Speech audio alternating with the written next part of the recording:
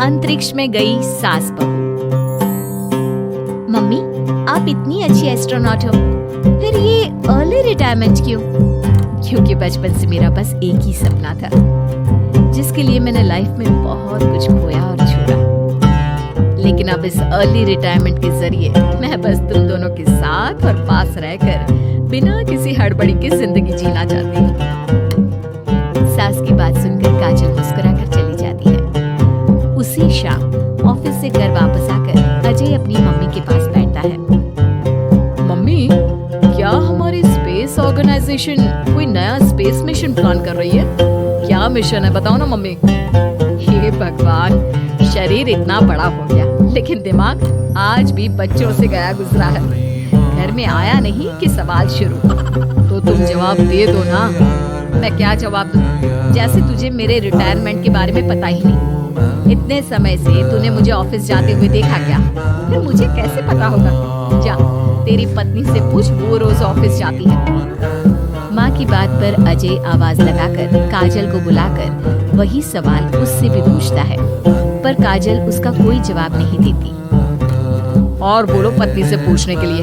Madam जवाब ही नहीं दे रही। सवाल जायज हो तो जवाब मिलेगा ना, तुम्हें अच्छे से पता है। कॉन्फिडेंशियलिटी रूल्स के चलते हम किसी से भी ऑर्गेनाइजेशन और मिशन से रिलेटेड कोई बात नहीं कर सकते।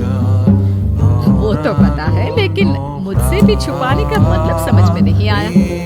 वो मम्मी, रिटायरमेंट एप्लीकेशन के बाद से आपने ऑफिस भी आना बंद कर दिया।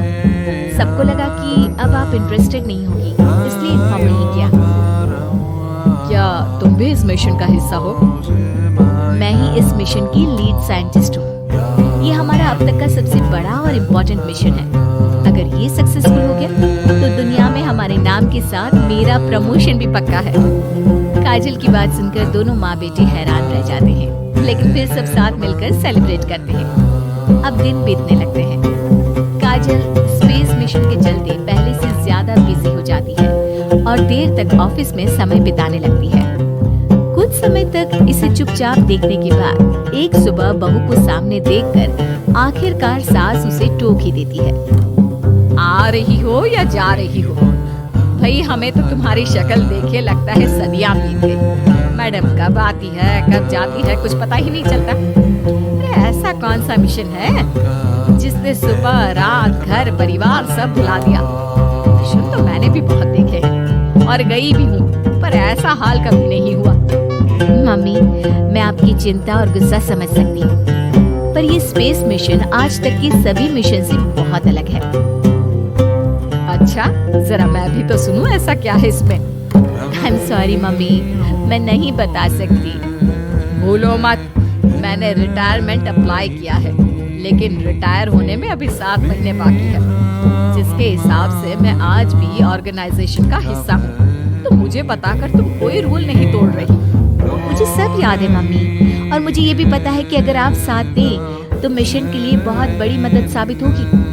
पर सीनियर्स ने रूल बनाया है कि इस मिशन की इंफॉर्मेशन सिर्फ उन्हीं के पास होगी जो इसका पार्ट है, और मुझे तो उन्होंने खास अपने पास बुलाकर ये समझाया था।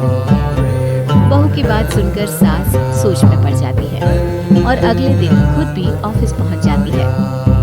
ओह, क्या बात है मैडम, रिटायरमेंट के एप्लीकेशन के बाद तो आपने दर्शन देने भी बंद कर दिए। अरे सर, अगर ईद का चांद रोज निकला करता तो क्या उसका स्वागत इतने जश्न से होता? इस पर सीनियर भी हंसने लगते हैं और दोनों कैबिन में जाकर बैठ जाते हैं, जहां सास बातों बातों में नए स्पेस मिशन के बारे में पूछती है।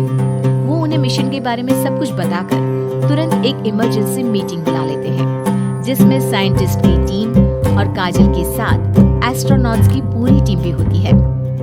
तो ये है हमारी टीम जो सब कुछ भूल कर दिन रात इसी मिशन पर काम कर रही है। अगर आप भी हमें ज्वाइन कर ले तो सोने पर सुहागा हो जाएगा। अगर आप मुझे टीम में चाहते थे तो पहले कांटेक्ट क्यों नहीं किया? आपने स्पेस में ना जाने के फैसले के साथ डेस्क जॉब का भी इनकार कर दिया और अर्ली रिटायरमेंट के लिए अप्लाई कर दिया, और फिर पिछले 1 महीने में किसी के साथ कोई कांटेक्ट भी नहीं हुआ। इसलिए हमने मैंने सोचा शायद अब आप ब्रेक लेकर इस सब से दूर रहना चाहती हो और इसीलिए किसी ने आपको परेशान करना सही नहीं समझा। बात तो आपकी सही है, फिर भी एक सुझाव देना चाहूंगी। ये जो आप कर रहे हो ना, ये मिशन नहीं, साफ सुसाइड है। एक साथ इतने सारे लोगों को स्पेस में 6 महीने रहने के लिए भेजना आसान काम नहीं है। और ये बात मुझे आपको समझाने की जरूरत नहीं होनी चाहिए। हमें सारे कॉन्सिक्वेंसेस, स्पेस, नेचर, मिशन की मुश्किल सबका पता है और ऐसा करने वाले हम पहले नहीं हैं। इसलिए ये भी साबित है कि काम हो सकता है। आप सिर्फ एक एक्सपेरिमेंट के लिए इतने सारे लोगों की जान और मेहनत को दांव पर लगाना चाहते हो, जिसमें सक्सेस रेट भी मुश्किल से 1% है। बहुत देर तक इन्हीं सब बातों पर बहस चलने और काजल की सास उर्फ ऑर्गेनाइजेशन की सबसे एक्सपीरियंस्ड एस्ट्रोनॉट को बहुत देर समझाने के बाद भी जब वो राजी नहीं होती, तो ऑर्गेनाइजेशन के सीनियर्स को उन्हें घर वापस भेजना पड़ता है। लेकिन उसी के बाद से न चाहते हुए भी सास मिशन के बारे में सोचना बंद नहीं कर पाती। इसी तरह एक हफ्ता बीत जाता है। माँ, जब घर में बैठकर भी मिशन के बारे में ही सोचना है, तो इससे अच्छा है कि वहाँ जाकर इस सोच के जरिए उनकी मदद ही कर दो। उन्हें ऑफिस में नहीं, स्पेस में जाने के लिए मेरी जरूरत है। वो चाहते हैं कि मैं हेड एस्ट्रोनॉट बनकर बाकी सबके साथ स्पेस में जाऊं। वाओ, रिटायरमेंट से पहले आखिरी असाइनमेंट की तरह इससे अच्छा और क्या हो सकता है माँ? आपको हाँ बोल देना चाहिए। उस टीम में एक मेंबर काजल भी है। अगर हम दोनों ही चले जाएंगे तो तुम अकेले कैसे रहोगे? वहाँ से जिंदा वापस आने की कोई गारंटी नहीं बेटा। अब भी हमें भेजना चाहते हो क्या? जिस दिन से आपको पहली बार स्पेस में जाते देखा है, तभी से ये डर और पॉजिटिविटी दोनों साथ लेकर जीना सीख गया। अब जाओ माँ, मुझे पूरा भरोसा है आप दोनों वापस भी आओगे और देश के साथ मेरा नाम भी रोशन करोगे। बेटी की बात सुनकर माँ के अंदर हिम्मत आती है और वो एक बार फिर स्पेस ऑर्गेनाइजेशन पहुंच जाती है, जहां उसके फैसले से सब बहुत खुश होते हैं और स्पेस मिशन की तैयारी पहले से ज्यादा जोश में शुरू हो जाती है। कुछ ही समय बाद दोनों सास बहू स्पेस में पहुंच जाती है।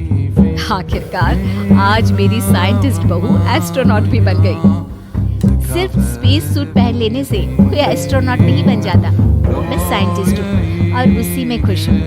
अगर मिशन की रिक्वायरमेंट नहीं होती तो शायद कभी यहाँ आती भी नहीं। इसी तरह दिन पर दिन स्पेस की अनेक मुश्किलें और दिक्कत सहते हुए देखते ही देखते 6 महीने बीत जाते हैं और नामुमकिन को मुमकिन करके दिखाते हुए सब सही सलामत अर्थ पर वापस आ जाते हैं। जिसके बाद से दुनिया भर में ये मिशन सास बहू